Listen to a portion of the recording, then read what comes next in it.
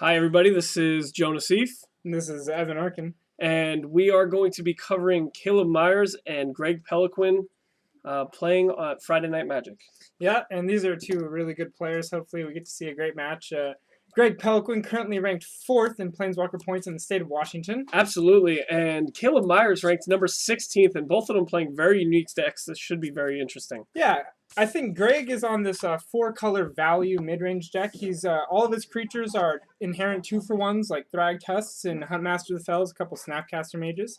And then just value spells, Bonfire the Damned. I see Jace the Architect in his list, some Farseeks for acceleration.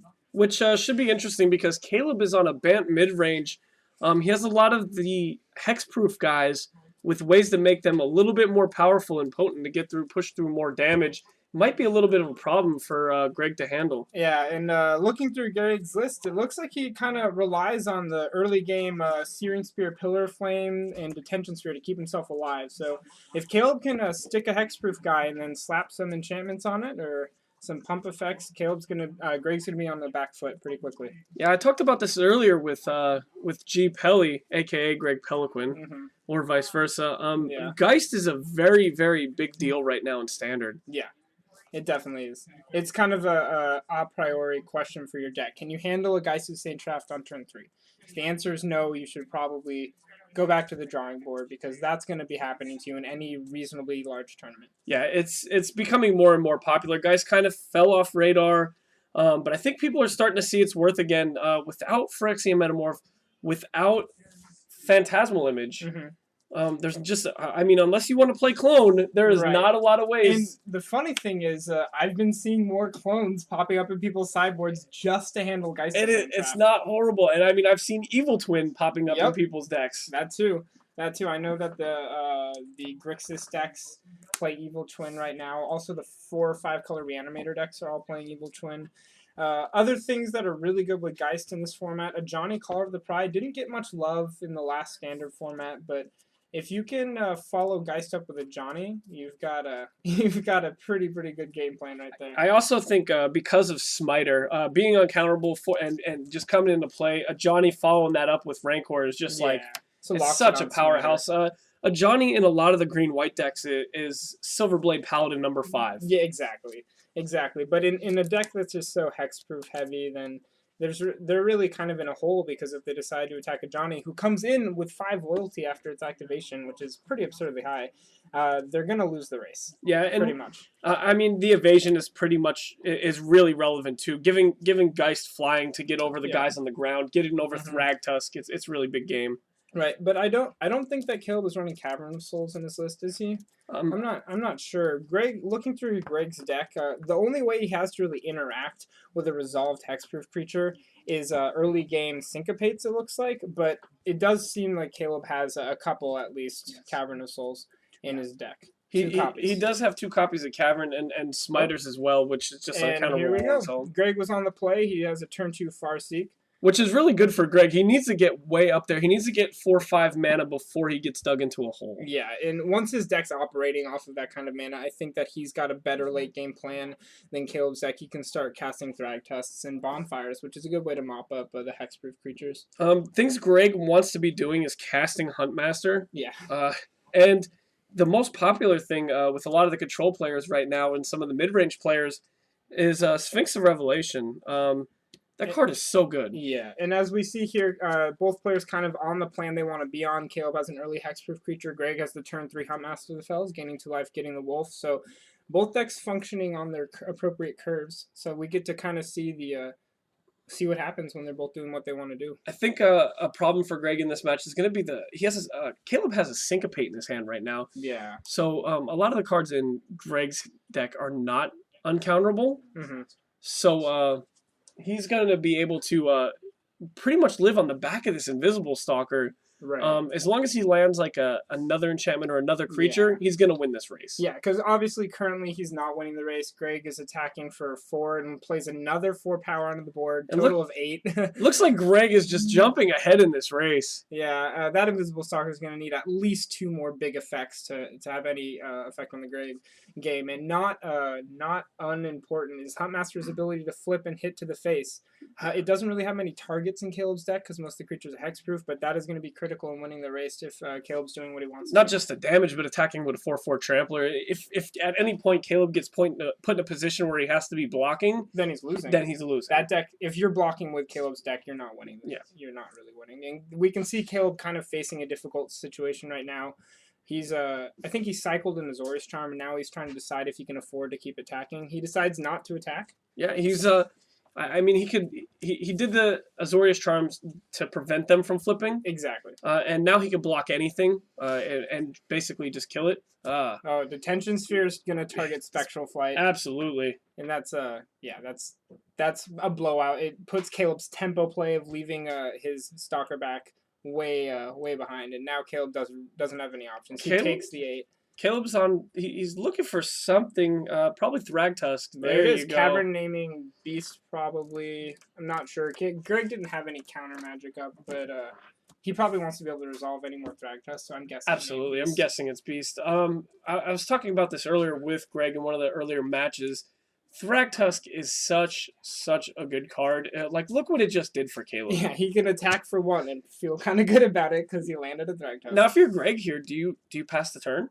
Ooh, that's a tough question. His Thragtusk would get shot down by double Hummaster triggers, and you get a beast out of it. I think Greg should push. He should. I'm without playing it. There you go. I think he has to just be worried of Caleb having Restoration Angel, because if he untaps even with the triggers on the stack, Exactly. Restoration Angels is. And I really think Greg's bad. aware of that. He realizes that he's in a racing situation. He's willing to lose a Hummaster to the Fells to get in 6 damage here. And I'm not exactly sure what Greg has in his hand right now, but there's any number of spells which could make this a reasonable play. For example, Jace Jace Architect of Thought after combat, and +1 would put him in a good racing situation. Yeah. So he has plenty of cards, and also one of the cards that is in Greg's deck that just digs him out of holes. Bonfire the Damned. Yeah, the card is making its way back into standard. Yes, it is. In fact, I can't really remember what event I'm thinking of, but a deck just won an event with 4 main deck Bonfire the Damned, and it was a major event. Yeah. I think it was a Grand Prix or Star City Games Open. And the guy just had 4 main deck Bonfires, and it worked out really well for him. Yeah, and it's funny that you say major event and Star City. That's it just shows how much that Star City is doing for the game. It really is. Having that kind of constant metagame update, constant innovation really has accelerated people's playing and thinking a lot. So we see Greg, after his combat last turn, decided to just pass and flip his Hummaster and Ravager of the Fells. Caleb decides to race back and attack with both creatures. Caleb is absolutely representing it. Restoration Angel. I'm here. assuming that Cavern named Angel that he just played. Yeah, it had to. Now he's got 2 Caverns up. So Greg, if he's sitting on Syncopate, that's not very good for him. He's sitting on a dead card. Yeah, exactly. I'm pretty sure there's a Syncopate in Caleb's hand. Are we going to see Restoration Angel? End Step? Yes. Yeah, so Greg obviously playing around it. Ooh. And response to the trigger, he's going to Searing Spear the Thragtusk. Really great play. Well played. Yeah, saves himself a lot of tempo loss there. Yeah. Yeah, I like that a lot. Very well played by Greg. Mm-hmm. Another Syncopate for Caleb. Wow. This is kind of an interesting little standoff. Neither player has incredibly profitable attacks. I mean, that Ravager of the Fells can get in, but it's just going to get double blocked by Beast and an Angel probably, unless Caleb's overly afraid of another Searing Spear. Yeah, I think, Greg is no longer drawing to Bonfire. It just gets syncopated for 1 if he taps out for it. Yeah. I think his best bet here is hopefully maybe getting a Detention Sphere or possibly being able to play 2 spells in 1 turn and flipping that Huntmaster. That's another really interesting aspect of Bonfire that I've enjoyed playing with and against, is knowing when you cannot afford to be greedy with it. I've played against a lot of players who have miracled it and got too excited, and they tapped 1 too many mana, and I had the double mana leak or something random for them. And if they had just taken 2 more seconds to think about it, they would have won the game immediately. But yeah, just don't be too greedy with your Bonfires. Do what's necessary, but... I mean, it's kind of hard not to be greedy with Miracles. Isn't that why you play Miracles, is to be greedy? greedy? I suppose. Oh, there's a Sigarda. Wow. So, Caleb Myers just resolved the Sigarda while we were pontificating about Bonfire of the Damned. And that Cavern absolutely named Angel, by the way. Yeah, so 5/5 Hexproof Flyer is going to dominate this matchup. Greg can't reasonably Bonfire to kill it. He can't touch it. And, well, Thragtusk's a good start. I Yeah. mean, it kind of gets him into a racing situation, but Sigarda's going to really dominate the pace of this game from here on out. Absolutely. It looks like Greg is missing some land drops here, Mhm. which he doesn't want to be doing, especially playing Sphinx's Revelation. And Bonfire of the Dam. That's Yeah. a good answer to Sigarda. He would love to be playing some more lands. Yeah. I wonder what he's holding in his hand at this point. I'm not sure. We'll have to try to catch a glimpse of it. I could assure you there's a counterspell or two in that hand. Yeah, just as there is with Caleb's hand. Greg has 2 Jace Architect of Thought in his hand. That's not very good right now. No, not very good at all. What is there, a total of 3 cards? Mm-hmm. Yeah, so Looks 2 like Jace is really and a counterspell, we're guessing? Maybe a Syncopate? yeah, that's So really we bad. see Caleb crashing in here with both of his angels. Of course, he's not worried about the crackback. No. And he's got Greg on a really fast clock. He's got him dead in one more attack. And he was gripping the smiter. Yeah, and that's a fine play. I mean, Caleb's going to leave back everything, including the Invisible Stalker, to be defensive and try to win with his fires on the next turn. He has enough to syncopate something for 2, so even a top deck Bonfire doesn't do it here. No. Would a Spear? Nope, I don't think so. He could attack with all 4 creatures, 2 gets through, Sphere and enough to pay for the... Yeah. Okay, so if he spheres the Beast token... No, he just attacks through. Oh, yeah, he could sphere to the face. That is yeah. true. And We'll then you see. just hit him with the Searing Spear to the face, and that would be game. But as we know, there's 2 Jace in his hand. So not a play you can make. Yeah. Greg kind of knows he's in a tough spot here. But knowing that he has that, do you think Caleb should have attacked with the Restoration Angel? Greg played the Searing Spear when Caleb went to Resto Angel as Thragtusk, and I think it's a reasonable assumption on Caleb's part that he doesn't have the second copy, given the way he's been playing recently. And Caleb probably knows that he's holding at least 1 counterspell, and so Caleb could probably afford to be a bit more aggressive. Yeah, this also, attacking with both of them puts Greg in a position where he could get 1 shot at next turn. Exactly, and a lot of the times you just got to know when to give them 1 draw step to get out of it. Absolutely. Sometimes just playing math is your best friend. Yeah, exactly. Something you know very well as a combo player from a long time back. Looks like Greg is in the tank trying to see if he can dig himself out of this. Yeah, he's going through his lines. Jace -2 doesn't really get him anything because he could draw into Pillar and that's about it. He crashes in with everything. That's his only option. He's got to represent it. Yeah. Just maybe hoping Caleb doesn't block somewhere. Exactly. That's always kind of the correct play. If you know you don't have it, you got to put the pressure on your opponent to make the right play. Yeah, make your opponent make the mistakes. Don't just give them the game. Yeah, and that the assumption is that sometimes that's going to work. I mean, I've seen it in the semifinals of the Pro Tour. A pro just making the wrong blocks or deciding not to block and losing when he had the game in hand. So it looks here that Greg might be trying to bluff a few spells. Okay, so I see a Snapcaster Mage. He's going to target the Searing Sphere. He's going for it. Oh, Syncopate. Yep, and we knew that was going to happen. And had Greg drew just a few more lands, one more land actually, and he would have got it. Very close game from Caleb and Greg. Yes. Well played from both players. Let's see. Do we have the sideboards that we can kind of look through? Yeah, I'm looking at Greg's sideboard. Mm-hmm. I think that's Caleb's sideboard. Correct. This is Caleb's sideboard. So Greg's sideboard consists of more counterspells, Supreme Verdict, which is amazing in this matchup. Definitely. He's definitely going to be bringing in his 3 Supreme Verdicts. He's probably going to be bringing in his Ray of Revelations to slow down the enchantment aggro from Caleb. And that's a Rolling Tumbler I see in Greg's sideboard, and that's also going to be coming in. It's a good turn 3 answer for a Resolve Geist of St. Traft or Invisible Stalker. So looking at Caleb's board, he has Rest in Pieces, which won't come into this matchup. Neither player is bringing him in, but both players have access to him. Yeah, which is really big game because Reanimator is definitely taking up the meta game right now. Yes, it is. All sorts of flavors. Supreme Verdicts on Caleb's side, I don't recommend. No. Caleb wants to be the aggressor in this matchup. He's built his deck to come out quickly, and if he is not taking that role, he's not doing what he should do to give himself the edge. So Caleb has his 3rd Cavern in the sideboard. Obviously, this card has to come in this matchup. Yeah. He also has another But Sigarda. I mean, let's talk about that for a second, though. Do you think Greg's going to keep in counter magic? Yeah. I think Greg, not knowing, is only seen a little bit of the deck. He didn't get to see Geist of St. Taft. Yeah. He didn't see some of the other spells like Rancor. He doesn't know that this. I don't. He might not know that Caleb is Bant mid-range. But on the flip side of that, he saw both of Caleb's caverns in game 1, and Caleb only runs 2. But seeing both could give Greg the impression he's running more than that, which would be a reason to side out his counter magic. Okay, fair enough. So even still, I think Caleb would like to bring in this third cavern. Yeah. Caleb definitely brings in his cavern just in case. There's no problem with hitting his land drops and having more caverns. But I'm curious to see whether Greg boards out his counter magic.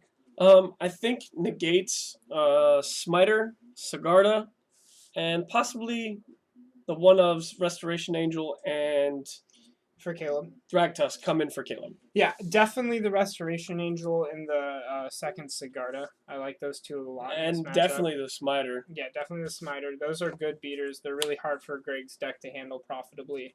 Thragtusk, I could take it or leave it. Greg also has access to the card. It's kind of a toss-up. Having access to red, maybe he can see the bonfire coming. Definitely knows he's probably bringing in the Supreme Verdicts. Yeah. I think Thragtusk is a great card to have against both of those cards. That's a great point. That's a good point. Negate is a card I'm not... Well, let's see here. Negate's function in Caleb's deck is probably to give him a way to stop decks from climbing back into the race. Caleb wants to stick a threat, make it lethal quickly, and then sit on some counter magic optimally. And in this matchup, the cards that Greg's casting to deal with Caleb's threats are either going to be Supreme Verdict, which is uncounterable, or Bonfire, which is counterable, Jace, which you could counter with negates. I'm not sure if he brought it in, but actually, I think he didn't bring it in, remembering now the conversation. So Caleb's going to decide not to bring in his negates, which I'm fine with in this matchup. I mean, Caleb knows his deck best. He's played against Supreme Verdicts, I'm sure, and played against counter magic and knows whether or not to take these out. Looking at his list, though, you probably wouldn't want to bring in the negates because it kind of takes away from your game plan. Exactly. You want to be playing a hexproof dude, putting some type of enchantment on him, and going to town until they deal with that enchantment or that hexproof guy. Yeah, and negate's a little. I think negate for Caleb was more for the really polarized matchups where it's clearly just a huge control deck versus Caleb. In this matchup, like we saw, Greg can get aggressive with his Huntmasters. Sometimes they get into a racing situation in which negate isn't really optimal. So I think Caleb's knowing that Greg has that ability doesn't need the extra 2 counter spells. So seeing game 1 and knowing what they could be bringing in for the sideboard, who are we giving game 2 to? Let's give the edge. Okay. So this is some sort of like Sports Center pregame prediction thing. Yeah. Who do you see coming out on top? We know Greg's on the play. You know, I mean, I think I gotta give the edge to Caleb again. Even though Greg's on the play, like I think we saw that Caleb has the right mixture of spells and threats to present a huge problem for a mid-range deck like Greg's. Hexproof, if Caleb sticks a Hexproof threat and pumps it up with some counter magic backup, like that's going to be it. So I think that Caleb has the higher power, higher explosiveness. So after you giving your answer, I got to see a few turns, and there's a Hexproof guy, and Greg playing 3 lands that don't come into play tapped with, does he run Farseek? He does. And not having a turn 2 Farseek, and there's an Ethereal Armor from Caleb, so this is exactly what I thought was going to happen. And yeah, it's pretty much looking like Caleb is going to pull away. Did Caleb miss his 3rd land drop? Ooh, I don't think he's made a land drop this turn yet, so he's probably sandbagging it. There it is. There it is. Yeah, not taking the 2 damage. Yeah. Does he not bluff counterspell here? Caleb? Yeah. I guess it's irrelevant because Greg played around it with Farseek. Yeah.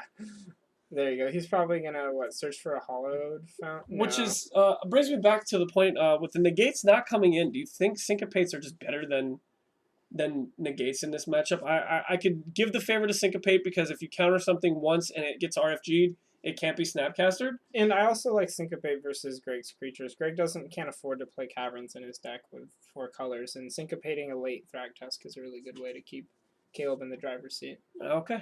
Yeah, so edge syncopate. Yeah. Caleb crashing in for another 2 here. You know, a little interesting thing I've seen with Ethereal Armor. Oh, there's a Geist. There's a Geist. Welcome back to the format. Yep, Greg's in a huge hole.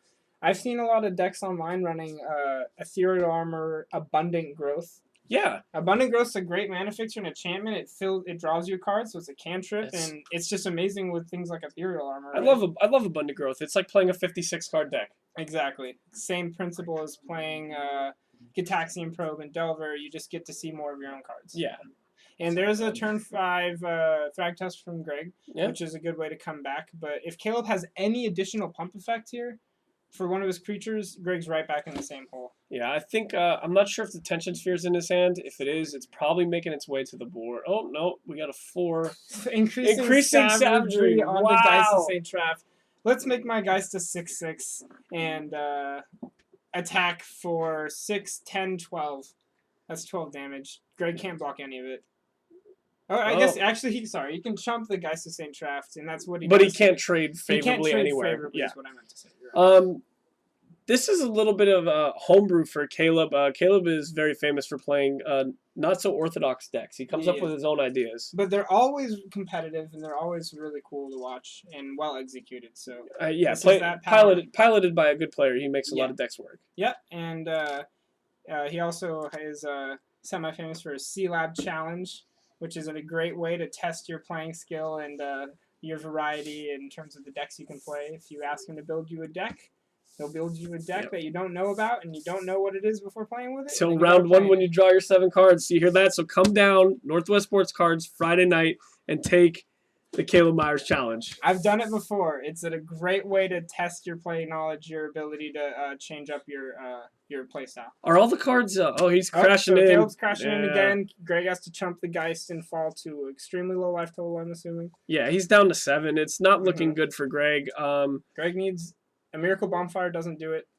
No. Jace doesn't do it. End step Sphinx's Revelation, draw 2 cards, gain 2 life, go to 9. I really like Sphinx's Revelation. Me too. It's such a good card. It really is.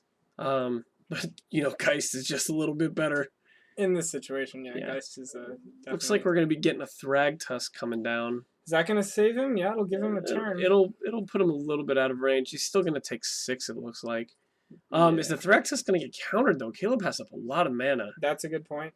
Caleb's probably representing Syncopate here. Yeah, which is why, again Syncopate is better than Negate. Yeah. This is the situation I was talking about. Gets to counter a late game Thragtusk. Yes. Like I had mentioned as well, you just put 1 or 2 dudes out, and then you don't have to play anything until they deal with it. And Greg kind of in the tank here, but it's probably just because he doesn't like the fact that he has to play into Syncopate. Yeah. But he knows he's got to do it, so he does it. Oh, and Caleb generously lets it resolve. No.